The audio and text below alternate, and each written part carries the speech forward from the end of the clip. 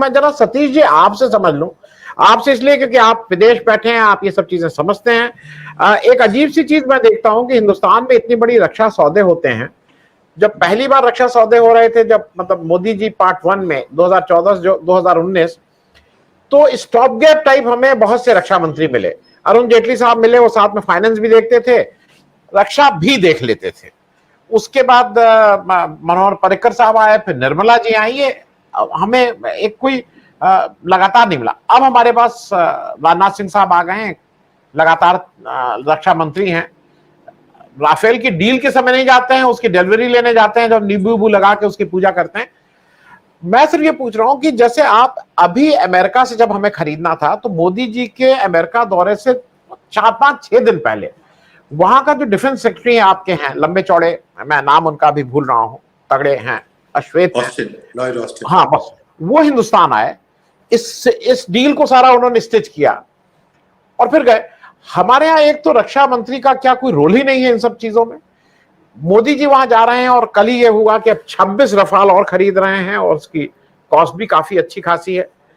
तो ये जब हम 126 रफाल को छोड़ के को प्रोडक्शन की बात थी और उस समय था कि नहीं तुरंत 36 चाहिए, ये हम पीस मिल में महंगा सौदा क्यों कर रहे हैं? दोनों चीजें मैं पूछ रहा हूं, रक्षा मंत्री का रोल क्या हमने उसको करीब करीब खत्म कर दिया है, और ये पीस मिल में खरीद रहे हैं एट अ हायर प्राइस। आज की तारीख में सत्ता का केंद्रीकरण इतना ज्यादा हो चुका है कि किसी भी मंत्री का कोई महत्व नहीं है। वो मंत्री एक बेसिकली अंडर सेक्रेटरी की तरह काम करता है। जब सुषमा फॉरेन मिनिस्टर थी तो मैंने उनसे कहा, उनसे हमारी दोस्ती भी थी एक तरह से, लेकिन उनसे कहा कि आप तो बिल्कुल वो सेक्शन ऑफिसर की तरह काम कर रही हैं। नाराज हो गई, उनके सतीश गुप्ता जी ने उनको ब्लॉक कर दिया। हमने कहा कि भाई ये तो दोस्ती हमारी है, इस पर कितना तो कह सकते हैं, लेकिन स्थिति यही है, सब लोग सेक्शन अफसर हैं। आपका नाम कैबिनेट मंत्री का है, आप सेक्शन अफसर हैं। तो चाहे जो भी हो, अगर कभी मंत्रालय में 10 साल में अगर 4 मंत्री बदले तो आप समझे उनका कोई मतलब नहीं होता।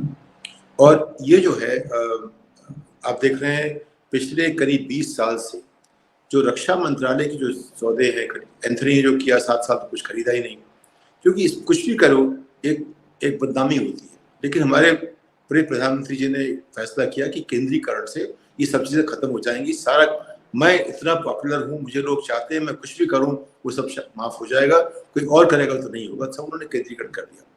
दूसरी बात आजकल क्या हो रही है कि हम जो है इमेज, अपनी जो छवि है वो खरीदेंगे। कैसे खरीदेंगे? खर्चा करके।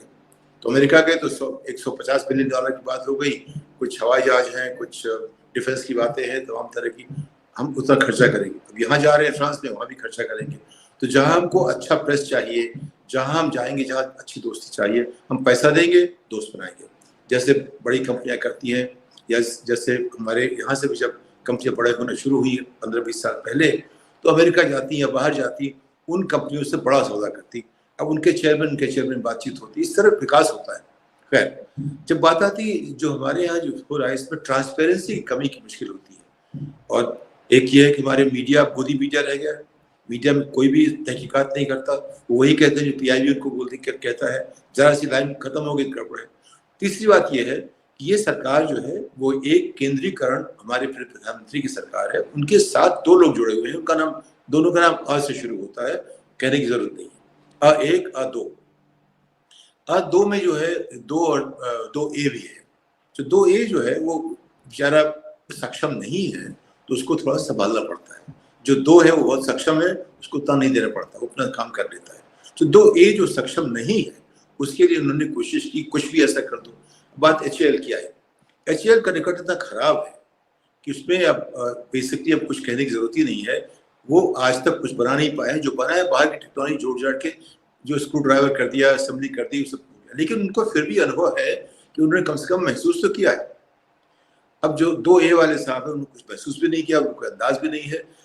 लेकिन तीसरी बात यह है कि अगर जो बड़ा A है वो बिना कुछ जाने पोर्ट बना सकता है, बिना कुछ जाने हवाई जहाज चला सकता है, तो यानी कि अब जानने बूझने की जो है जरूरत पड़ती नहीं है।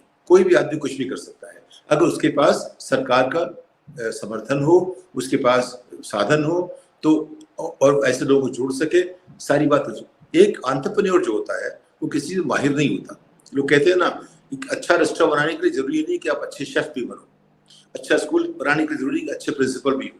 तो ये बात अब जो है लोग मानना शुरू कर चुके हैं कि एंटरप्रेन्योरशिप जो है अलग तरह की चीज है, उसके लिए जरूरी नहीं कि हमको जानना चाहिए, तो उनको जोड़ने की बात है। एचएएल का इतिहास इतना खराब सा रहा है अब तक देश में, उसको जो मार्केट वैल्यू कितनी भी हो जाए उसके पीछे बहुत सारी वजह हैं, उसके विश्लेषण बात भी कर सकते हैं। लेकिन जो ये यात्रा मेरे हिसाब से सही पूछो तो मैं कहूँगा ये यात्रा सिर्फ जो आपने पहले 151 मिलियन यूरो की बात की, उसके साथ जो जुड़ी हुई जो क्रिमिनल चीजें हो सकती हैं उन सबको खत्म करने के लिए, जोड़ने के लिए एक बहाना बना कि हम कुछ खरीदने जा रहे हैं। जब खरीदने जाएंगे तो चीजें हो सकती है, लेकिन परेशानी आई है कि जो जुडिशियल सिस्टम फ्रांस का है वो हमारी तरह अप्लाइबल नहीं है। जुडिशियल सिस्टम जो फ्रांस का है वो वहाँ के प्रेसिडेंट को पनिशमेंट दे सकता है, हमारा नहीं कर सकता।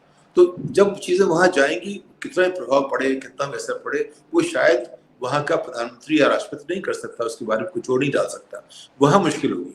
लेकिन कोशिश सारी ये होगी कि हमारे जो 2A साहब हैं वो बच जाएं। उनको बचाना जो है मेरे हिसाब से पहला मुद्दा है। बाकी चीजें चलती रहती हैं और उसमें केंद्रीकरण का मतलब ये है कि उस पर सवाल नहीं खड़े हो सकते। देखिए, आप ये जानते हैं कि आज हमारे प्रधानमंत्री को 78% लोग पसंद करते हैं, वो चाहते हैं कि वही प्रधानमंत्री बने रहे जब तक जीवित हैं, ऐसा लोग कहते हैं। तो उनके ऊपर कोई आक्षेप लगा ही नहीं सकते आप, वो आक्षेपों से ऊपर हो चुके हैं। और जो बाकी लोग देशों के हैं, जैसे बाइडेन साहब 27% पे हैं, जो ब्राजील के साहब 58, 56, मतलब सबका नंबर नीचे है। तो कोई इतना प्रिय हो तो उसके ऊपर क्या आक्षेप लगे, वो कुछ भी कर सकते हैं। तो उस कुछ भी कर सकते हैं कि जो उसके अंदाज में 2A के समर्थन के लिए ये फ्रांस की यात्रा हो रही है और इसमें कुछ चीजें साइन भी होगी, हम उनको पैसे देंगे फ्रांस को, फ्रांस खुश रहेगा। उसके पीछे एक और बात देखिए, फ्रांस ने जब अमेरिका ने हमको न्यूक्लियर फ्यूल देने से मना कर दिया, फ्रांस खड़ा हुआ, उसने हमारा समर्थन किया, बात 40 साल पहले की। तब से फ्रांस हमेशा, फ्रांस की एक खूबी है उसकी टेक्नोलॉजी अच्छी है, एविएशन में वो सबसे बड़ा देश है अमेरिका के बाद। और जो भी हवाई जहाज बनाने, लड़ाकू हो चाहे जो भी हो, मिराज वगैरह जो है उसमें बहुत आगे है। तो उससे जो है सामरिक तौर पर ये हमारा जो रिश्ता है वो अमेरिका, रूस और फ्रांस का है। रूस को अगर हमें बैलेंस करना है तो फ्रांस की जरूरत पड़ती है। अमेरिका हमें जगह दे नहीं रहा था, अब देना शुरू करेगा। तो फ्रांस ने हमको समर्थन दिया है, जब रूस को बैलेंस की कोशिश करती है, अब तक उसके मिराज वगैरह हमारे पास थे। तो फ्रांस का जो रिश्ता हमारा जो डिफेंस का है वो बहुत इंपॉर्टेंट रहा है अभी तक। उससे हमारा बाकी और कोई उससे क्या रिश्ता है, थोड़ा बहुत सीसा वीसा ग्लास वास, कुछ शिकायत, कुछ दवाई वगैरह, लेकिन ज्यादातर डिफेंस का हमारा रिश्ता रहा है। कमर्शियल रिश्ते फ्रांस से कम है, डिफेंस ज्यादा रहा है। रूस से डिफेंस ज्यादा थे और अमेरिका से कमर्शियल ज्यादा थे। ये इस तरह की समीकरणें बन रही हैं। इसमें जो नई जो एक मिसाल बिछा रहे हैं हमारे प्रधानमंत्री, वो ये करने की कोशिश करें इसमें जो हमारे और छोटा और दो, उनको क्या फायदा हो सकता है, उसके लिए हम सब कुछ करते हैं। और उसमें जो है, क्योंकि एंटरप्रेन्योरशिप तो एक बहुत बड़ी बात यह है, हमें ऐसे उद्योगपति चाहिए जो ऊंचा सोचते हो, जो बड़ा सोचते हो, जो वो कर सकते हो जो और नहीं कर सकते। बाकी लोग रिस्क लेते हैं, इनका रिस्क हम कम कर देते हैं। तो इस तरह से जो एक कोशिश पूरी बनाने की, इन लोगों को तो सशक्त करने की, उस सिलसिले में फ्रांस की जो यात्रा है उसमें एक कड़ी हुआ है। लेकिन साथ में जो डिफेंस जो है उसमें थोड़ा सा उसका हिस्सा है। और तीसरी बात जो है, जो बोफोर्स के महापितामह ये है, किसी भी ढंग से देखें, लेकिन हमारे पास तो मीडिया है ना, ट्रांसपेरेंसी है, और हम लोग जो भी कहेंगे तो हमारे पास तथ्य नहीं है उसको साबित करने के लिए, एक तरफ से इधर से या उधर से हम सिर्फ ओपिनियन दे सकते हैं। तो यहाँ जो मेरी राय वो ये है कि ये सब कुछ सोचा समझा है। नरेंद्र भाई जो है बहुत ही स्ट्रेटेजिक मूव करते हैं, वो कभी बिना सोचे समझे नहीं करते, और जब भी करते हैं पहले रिस्क मिटिगेट करते हैं कि कैसे इसको रिस्क हो जाए। अपने बोफोर्स किसी ने बात की, बोफोर्स के ज़माने में जो हमारी कांग्रेस पार्टी थी उनके पास समझ नहीं थी, जब भी कोई ऐसा मुद्दा उठता है एक दूसरा मुद्दा निकाल दो कि वो मुद्दा खत्म हो जाए। उन्होंने कोशिश भी नहीं, समझते ही नहीं थे। लेकिन मीडिया मैनेजमेंट जितना अच्छा सरकार को आता है, उससे तो अमेरिका भी सीख सकता है। तो यानी इन्होंने वो 40, देखिए, अगर आपने मैकियावेली की प्रिंस पढ़ ली, अगर आपने चाणक्य की अर्थशास्त्र पढ़ ली और उसी को अपना रामायण और गीता मान के चलोगे तो आप कभी भी हार नहीं सकते। अब वही देख रहे हैं आजकल।